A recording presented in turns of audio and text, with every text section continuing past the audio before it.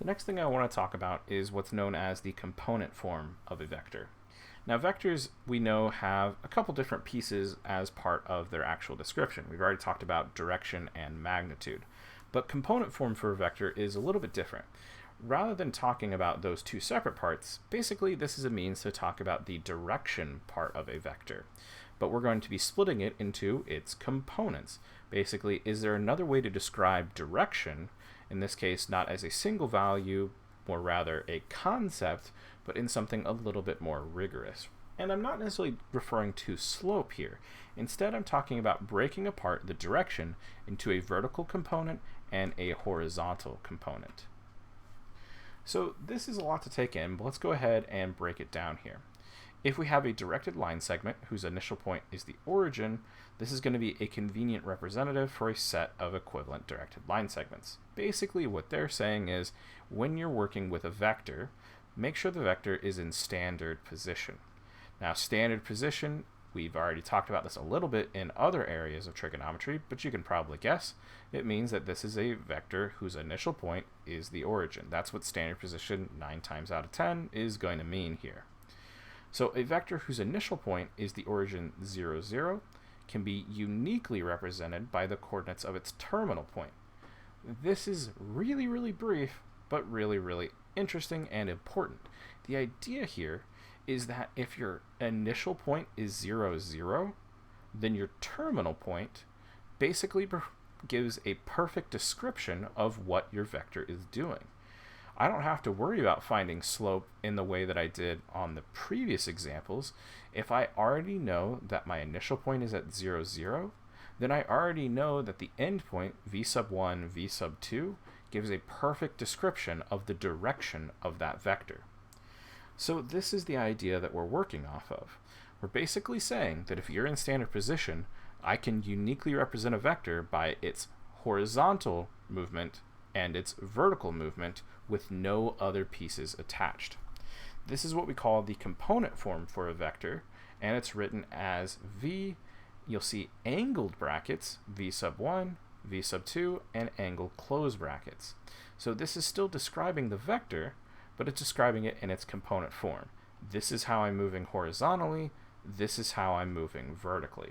That's the basic idea at the core here. So this is the nice thing about vectors, is that we can break them up into a basic description. How far horizontal do you want to go? How far vertical do you want to go?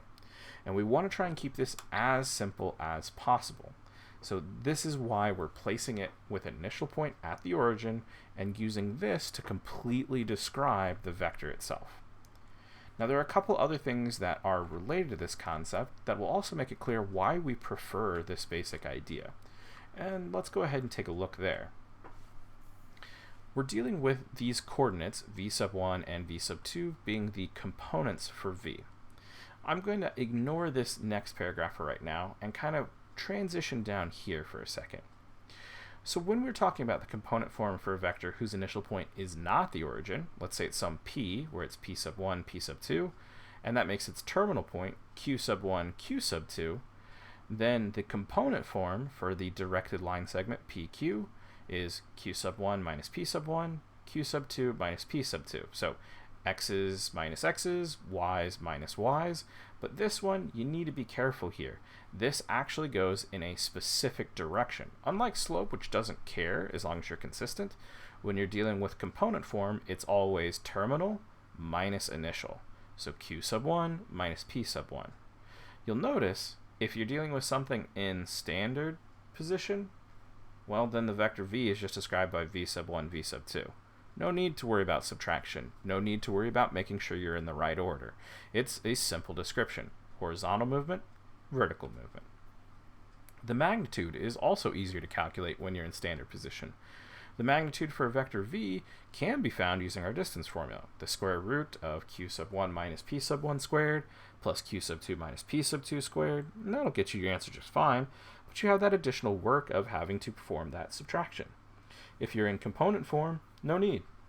Here, our magnitude for v is simply the square root of v sub 1 squared plus v sub 2 squared.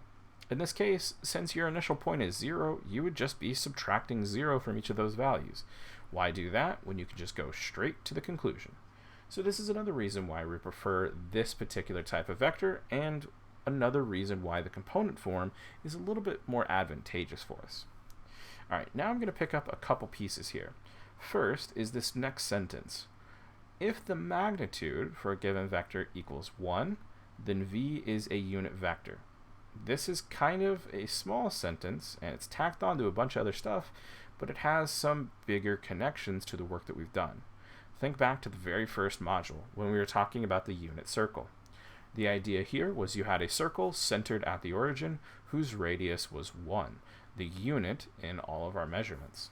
So this is the same basic concept. We have here a vector v that we would prefer if it's in standard position, and we're going to call it a unit vector if its magnitude equals 1. Basically, no matter how we move away from our initial point, our endpoint is always exactly 1 unit away. So this is again tying back to the same concepts that we saw before, and you could even make the connection that this is dealing with the same right triangle trigonometry that we saw before in our unit circle as well. If the magnitude for a given vector v equals 1, then that means that its two components are the legs on a right triangle where the hypotenuse is length 1. Same basic concept as we've seen before. The last thing that we're going to pick up is this paragraph that I kind of ignored that I want to pick up now. If the initial point and terminal point lie at the origin, then v is what we call the 0 vector. It gets a bolded 0 and has 0, 0 for its two components. They follow up on that a little bit to say that the magnitude for a vector v equals 0 if and only if v is the 0 vector. Now this is something I kind of want to talk about here. Basically, this is a little bit like set theory, where anytime we have a set whose description causes it to be completely empty, we say that it's equal to the empty set. Same basic concept. If any vector has a magnitude of 0, then it is equivalent to the 0 vector. So just a small little piece to note on the side. Okay, so that's a lot to pick up here with all these different ideas, but now we want to go ahead and take this just a smidge further to talk a little bit about when are vectors equivalent, because the component form is going to let us do that as well. So let's pop over to a new definition here. We're going to say that two vectors, bold u, angle brackets u sub 1, u sub 2, angle brackets close, and bolded v equals angle brackets v sub 1, v sub 2, angle brackets close, are equal if and only if u sub 1 is equal to v sub 1 and u sub 2 equals v sub 2. So in this case, this is essentially saying that two vectors are the same if and only if their component forms are identical to one another.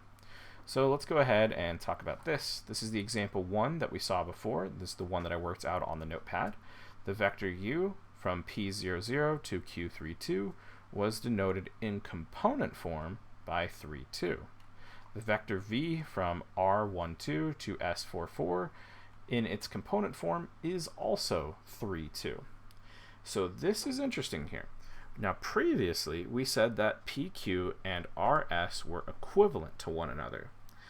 Their descriptions, their vectors that describe them, are equal to one another. And in that case, it's because they have the exact same component form. So again, make sure you're paying close attention to the words being used here.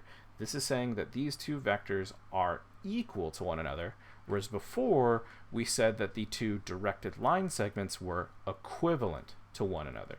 The vectors are equal, the directed line segments were equivalent. It's small, it's minor, but it is a distinction that we need to make. All right, I'm going to go ahead and close this video out here, and I'll come back for the last little piece to wrap up this section.